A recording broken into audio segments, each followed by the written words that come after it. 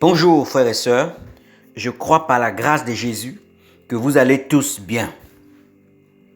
Nous continuons sur l'étude de notre thème, l'Église. Nous avons parlé dernièrement du ministère pastoral. Aujourd'hui, nous allons voir le ministère évangélique. Lisons Éphésiens chapitre 4, le verset 11.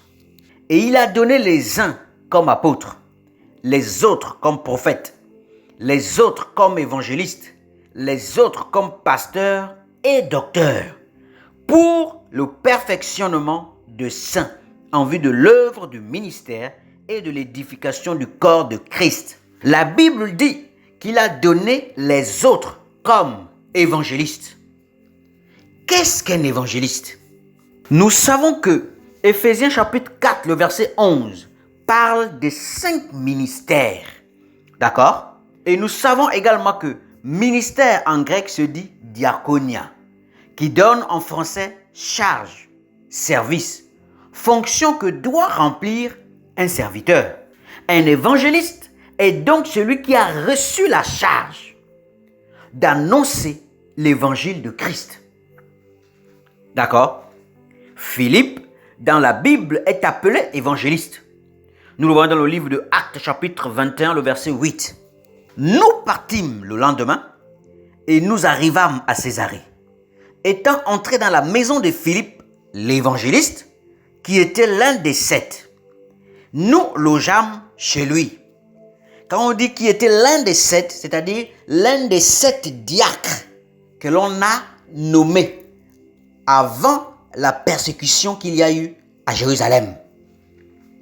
D'accord? Philippe donc est appelé évangéliste dans la Bible.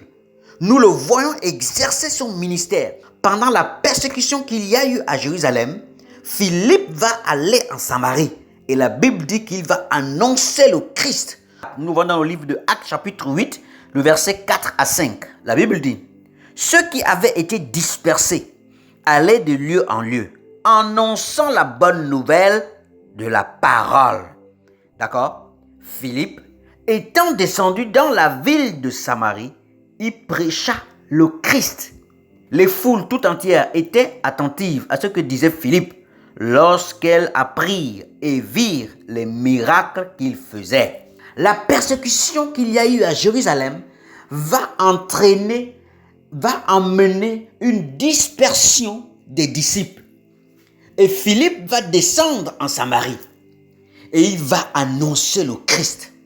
Lisons également Actes chapitre 8, le verset 40. La Bible dit, « Philippe se trouva dans Azote, d'où il alla jusqu'à Césarée, en évangélisant toutes les villes par lesquelles il passait. » Philippe, l'évangéliste, partout où il passait, il annonçait le Christ. Il annonçait la parole de Jésus. Timothée également a été exhorté à faire l'œuvre d'un évangéliste. Nous le voyons dans le livre de 2 Timothée chapitre 4, le verset 5. La Bible dit, « Mais toi, sois sobre en toutes choses, supporte les souffrances, fais l'œuvre d'un évangéliste, remplis bien ton ministère, remplis bien ton ministère, remplis bien ta charge, remplis bien ton service. » D'accord? L'évangéliste est donc celui qui annonce l'évangile de Christ. Mais qu'est-ce que l'évangile? Évangile veut dire bonne nouvelle. D'accord? Mais quelle est cette bonne nouvelle? La bonne nouvelle dont il est question, c'est l'évangile de la grâce de Dieu qui apporte le salut, donc la délivrance, donc la vie éternelle et la paix aux pécheurs repentants. Cette bonne nouvelle fait appel à la foi. D'accord? Elle suscite la confiance en la personne de Jésus-Christ et à son œuvre sur la croix pour ses brebis. Lisons 1 Corinthiens chapitre 15, le verset 1 à 4. « Je vous rappelle, frères, l'évangile que je vous ai annoncé, que vous avez reçu, dans lequel vous avez persévéré, et par lequel vous êtes sauvés, si vous le retenez dans les termes où je vous l'ai annoncé. Autrement, vous auriez cru en vain. Je vous ai enseigné avant tout, comme je l'avais aussi reçu, que Christ est mort pour nos péchés, selon les Écritures. Il a été enseveli et il est ressuscité le 3e jour, selon les Écritures. Cette bonne nouvelle, d'accord, fait appel à la foi. Elle suscite la confiance à la personne de Jésus, la confiance dans l'œuvre de Jésus-Christ de Nazareth accomplie à la croix de Golgotha pour nos péchés. Lisons également Jean chapitre 10, le verset 15. Comme le Père me connaît et comme je connais le Père, je donne ma vie pour mes brebis. Je donne ma vie pour mes brebis. Et c'est cet évangile que Paul a également annoncé. Christ est mort pour nos péchés. Il est ressuscité pour notre justification. Intéressons-nous à présent au mot évangéliser. Évangéliser, c'est annoncer la bonne nouvelle concernant Jésus-Christ. D'accord? Nous voyons quelques personnes qui ont évangélisé dans la Bible. Lisons Luc chapitre 3, le verset 18. Luc chapitre 3, lisons le verset 15 à 18. La Bible dit, « Comme le peuple était dans l'attente et que tous se demandaient en eux-mêmes si Jean n'était pas le Christ, il leur dit à tous, il dit à tout le peuple, « Moi, je vous baptise d'eau, mais il vient, celui qui est plus puissant que moi, et je ne suis pas digne de délier la courroie de ses souliers. Lui, il vous baptisera du Saint-Esprit et de feu. Il a son vanne à la main, il nettoie son air, et il amassera le blé dans son grenier, mais il brûlera la paille dans un feu qui ne s'éteint point. C'est ainsi, la Bible dit au verset 18, c'est ainsi que Jean annonçait la bonne nouvelle au peuple, en lui adressant encore beaucoup d'autres exhortations. C'est ainsi que Jean annonçait la bonne nouvelle au peuple. C'est ainsi que Jean évangélisait. Lisons Luc chapitre 9, le verset 1 à 2 et le verset 6. La Bible dit, « Jésus, ayant assemblé les 12, leur donna force et pouvoir sur tous les démons, avec la puissance de guérir les maladies. Il les envoya prêcher le royaume de Dieu et guérir les malades. » Au verset 6, la Bible dit, « Ils partirent et ils allèrent de village en village, annonçant la bonne nouvelle,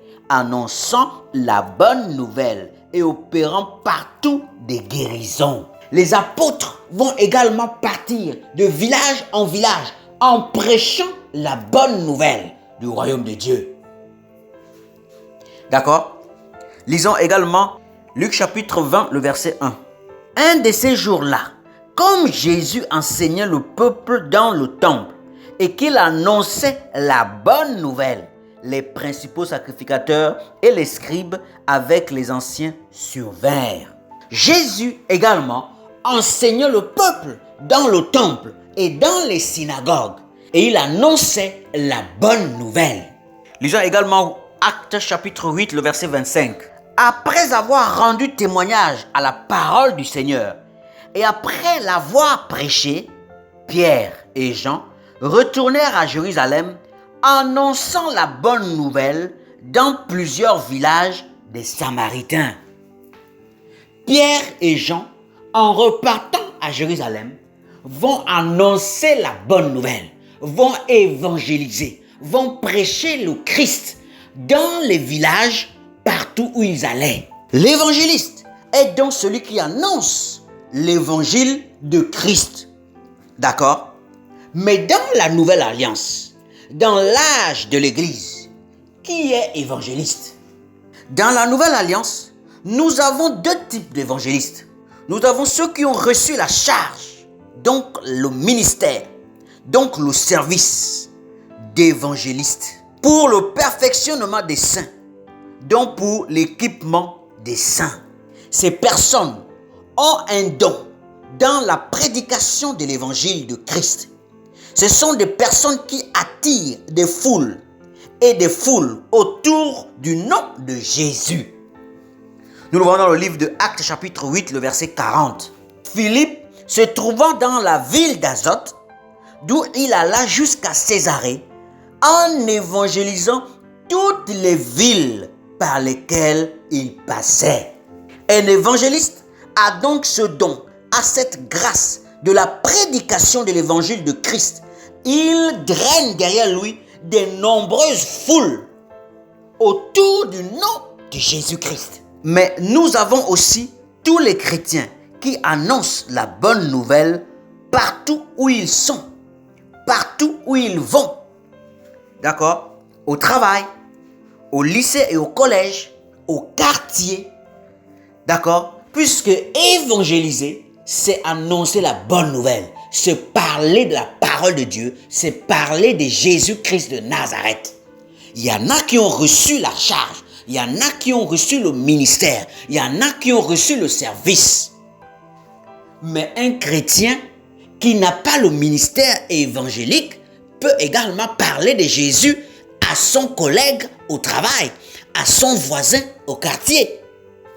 Il fait l'œuvre d'un évangéliste, même si il n'a pas le ministère et la charge d'un évangéliste. Puisque évangéliser, c'est annoncer la bonne nouvelle concernant Jésus-Christ, et que l'évangile, c'est la bonne nouvelle.